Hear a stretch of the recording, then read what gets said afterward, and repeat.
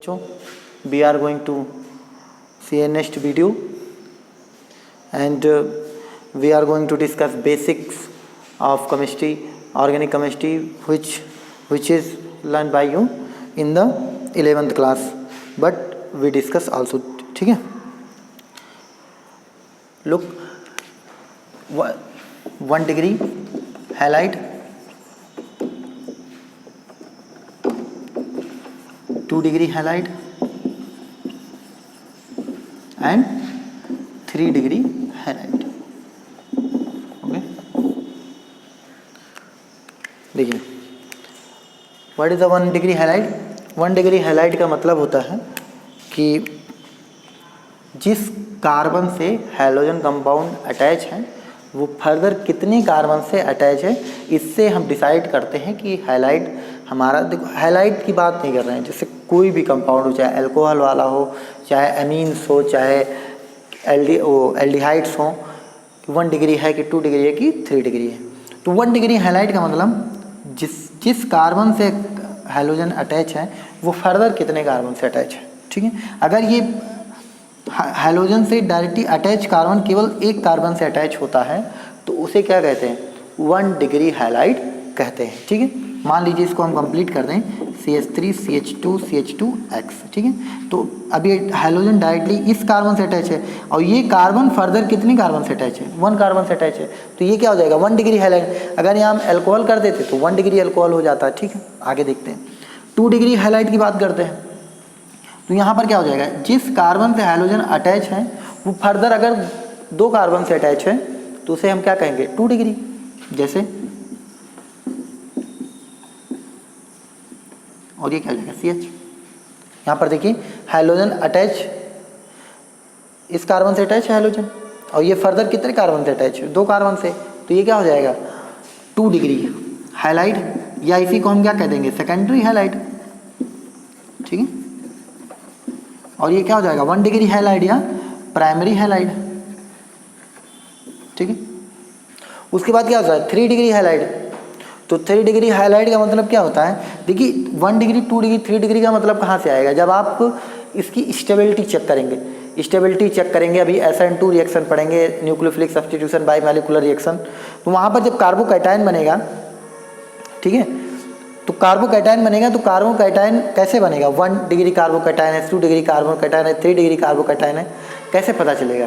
तो इसी तरीके से हम उसकी स्टेबिलिटी चेक करेंगे. ठीक है, 3 डिग्री कार्बोकैटायन मोर स्टेबल होता है. ठीक है, तो अब यहाँ से क्या करेंगे, अगर हम यहाँ से हैलोजन निकाल के यहाँ क्या लगा दें, पॉजिटिव चार्ज लगा दें, तो ये 1 डिग्री कार्बोकैटायन हो जाएगा. यहाँ से हैलोजन निकाल के, भाई हैलोजन क्या है, इलेक्ट्रोनेगेटिव, मोस्ट इलेक्ट्रोनेगेटिव एलिमेंट होता है, तो हैलोजन निकाल के यहाँ पर पॉजिटिव चार्ज आ जाएगा, तो ये क्या हो जाएगा, 2 डिग्री कार्बोकैटायन हो जाएगा. वैसे क्या हो जाएगा, अभी हैलोजन से डायरेक्टली अटैच कार्बन फर्दर अगर 3 कार्बन से अटैच है तो क्या हो जाएगा, 3 डिग्री हैलाइड हो जाएगी, CH3 और ये क्या हो जाएगा, CH3. ठीक है, अभी यहाँ हैलोजन को रिमूव करके यहाँ पर पॉजिटिव चार्ज लगा दे तो ये क्या हो जाएगा, 3 डिग्री हैलाइड हो जाएगा.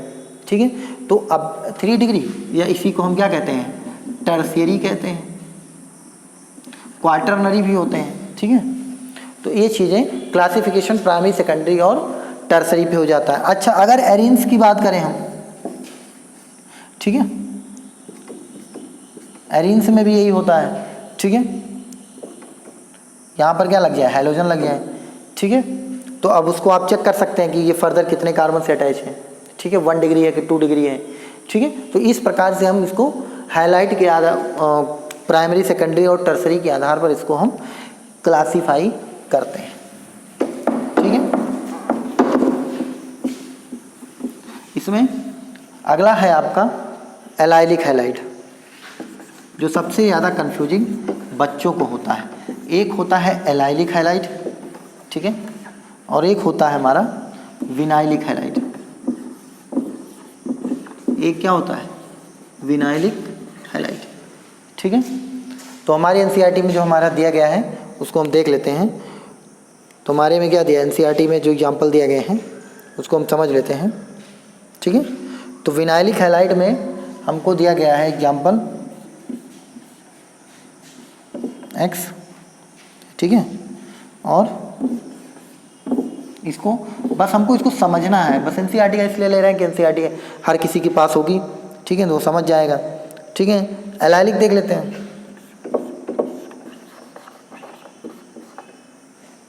और हमारा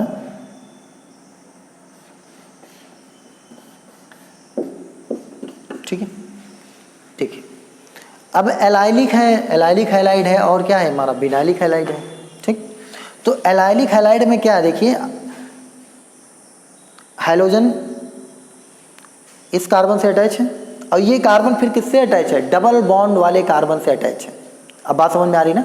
तो यहाँ पर ये देखिए, हमको ये देखना है, हमको देखना है CH2X की बात देखिए, ठीक है। CH2X नहीं, X ही देखिए। देखिए हाइड्रोजन जिस कंपाउंड से अटैच है, जिस कार्बन से अटैच है, हाइड्रोजन जिस कार्बन से अटैच है वो कार्बन अगर डबल बॉन्ड से अटैच हो, ठीक है, अगर इस कार्बन पे आप हाइब्रिडाइजेशन देखें तो क्या sp2 होगा, ठीक है, और इस कार्बन पे कितना हाइब्रिडाइजेशन होगा, sp3 होगा। बात समझ में आ रही ना।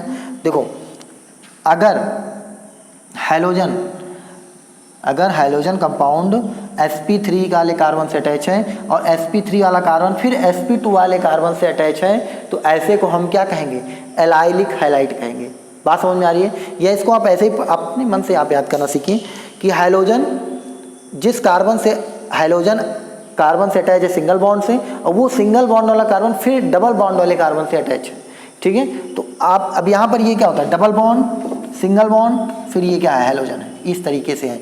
मतलब हाइड्रोजन सिंगल बॉन्ड से कार्बन से अटैच है और फिर वो कार्बन डबल बॉन्ड वाले कार्बन से अटैच है, तो ऐसे को हम क्या कहेंगे, एलाइलिक हैलाइड कहते हैं। ये चीज़ आप समझिए, डबल बॉन्ड सिंगल बॉन्ड फिर सिंगल बॉन्ड हाइड्रोजन, ठीक है। तो ये क्या होता है, अब यहाँ पर देखिए, अब हाइब्रिडाइजेशन कैसे निकालते हैं, 11th में आपने पढ़ा होगा, sigma bond plus lone pair is equal to, अगर 2 आ रहा है तो हाइब्रिडाइजेशन क्या है, sp। Sigma bond plus lone pair अगर 3 आ रहा है तो हाइब्रिडेशन क्या है, sp2।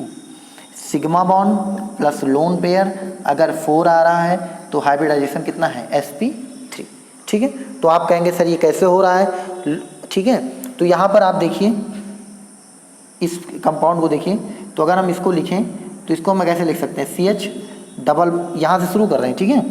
देखो यहाँ पर क्या है, ये बॉन्ड लाइन डायग्राम है, ठीक है। तो बॉन्ड लाइन डायग्राम में ना तो हम कार्बन को लिखते हैं ना हाइड्रोजन को लिखते हैं, ठीक है, बाकी सबको लिखते हैं। अब यहाँ पर एक कार्बन एक हाइड्रोजन है, यहाँ पर भी कार्बन है, यहाँ पर भी क्या है, कार्बन है, वो तो अब दिख ही रहा है। तो मान लीजिए इसको हम आगे लिखते हैं फर्दर, CH डबल बॉन्ड, इसको क्या लिखेंगे, CH, ठीक है, सिंगल बॉन्ड CH2 को हम कैसे लिख सकते हैं, CH और ये क्या लिख देंगे, X। अब हमको हाइब्रिडाइजेशन निकालना है, ठीक है। आपको पता है कि कार्बन कितने बॉन्ड बनाता है, 4, ठीक है, ये H को हम ऐसे कर दें, ठीक है। और आपको पता है कार्बन 4 बॉन्ड बनाता है, तो 1 2 3 4, चारों बॉन्ड कंप्लीट है, मतलब कोई लोन पेयर यहाँ पर नहीं है, ओके। अब यहाँ पर सिग्मा बॉन्ड की बात करते हैं, कितने सिग्मा बॉन्ड हैं, आपको पता है जो सिंगल बॉन्ड होता है उसमें 1 सिग्मा होता है, जो डबल बॉन्ड होता है उसमें 1 सिग्मा 1 पाई होता है, और जो ट्रिपल बॉन्ड होते हैं इसमें 1 सिग्मा 2 पाई होते हैं, ठीक है। यहाँ पर देखिए इस कार्बन में हाइब्रिडाइजेशन निकालना है, तो इस कार्बन बगल एक सिंगल बॉन्ड है मतलब 1 सिग्मा, ऊपर भी सिंगल बॉन्ड है मतलब 1 सिग्मा, यहाँ पर क्या है 1 सिग्मा 1 पाई, यानी केवल 1 सिग्मा है, तो 1 2 3, ठीक है, 3 सिग्मा बॉन्ड 0 लोन पेयर, क्योंकि चारों बैलेंसी पूरी 4 ही बॉन्ड बना सकता है, चारों बना हुआ है। अगर 3 होता तो 1 लोन पेयर होता, ठीक है, चारों बॉन्ड कंप्लीट है मतलब लोन पेयर तो है नहीं, तो 3 सिग्मा बॉन्ड, तो 3 सिग्मा बॉन्ड पे हाइब्रिडाइजेशन क्या होता है, sp2। अब यहाँ पर देखिए 1 सिग्मा बॉन्ड ये, 1 सिग्मा बॉन्ड ये, 1 सिग्मा ये, तो 4 हो गए, तो 4 सिग्मा पे क्या होता है, sp3, बस। तो बस वही चीज़ आपको समझना है कि अगर हाइड्रोजन कंपाउंड बगल sp3 से जुड़ा है और उसके बाद sp2 है तो एलाइलिक हैलाइड बनता है। अब यहाँ पर देखिए हाइड्रोजन कंपाउंड ये यहाँ पर देखिए sp3 से जुड़ा है, भाई कोई सिंगल बॉन्ड है ही नहीं, और यहाँ पर ये क्या है sp2, उसके बाद यहाँ हमें 2 कार्बन एक साथ देख रहे हैं, हाइड्रोजन के बाद वाला कार्बन sp3 होना चाहिए, उसके बगल वाला कार्बन sp2 होना चाहिए, ठीक है, तब उसे हम कहेंगे एलाइलिक हैलाइड। क्योंकि आपको यहाँ पर ये दिक्कत हो जाएगी कि वहाँ पर लिख देंगे कि एलाइलिक प्रोपाइल है, ठीक है, ठीक है, एलाइलिक का मतलब समझना चाहिए, तभी आप स्ट्रक्चर बना पाएंगे। विनाइलिक में क्या होता है, जो हैलोजन जुड़ा है वो डायरेक्टली किससे जुड़ा है, sp2 वाले कार्बन से। बात समझ में आ गई ना। तो अगर हैलोजन डायरेक्टली sp2 वाले कार्बन से जुड़ा है तो इसे हम क्या कहेंगे, विनाइलिक हैलाइड कहेंगे। यहाँ पर भी क्या है, डबल बॉन्ड से डायरेक्टली हैलोजन जुड़ा है तो ये वाला कार्बन भी क्या हो जाएगा, sp2। इस वाले कार्बन पे देखिए 1 सिग्मा, 2 सिग्मा और 3 सिग्मा। 3 सिग्मा है तो क्या, कौन सा हाइब्रिडाइजेशन होगा, sp2। इस चीज़ को आप समझ गए हैं। अब आगे हम नेक्स्ट वीडियो में फिर से मुलाकात करेंगे, तब तक के लिए थैंक यू।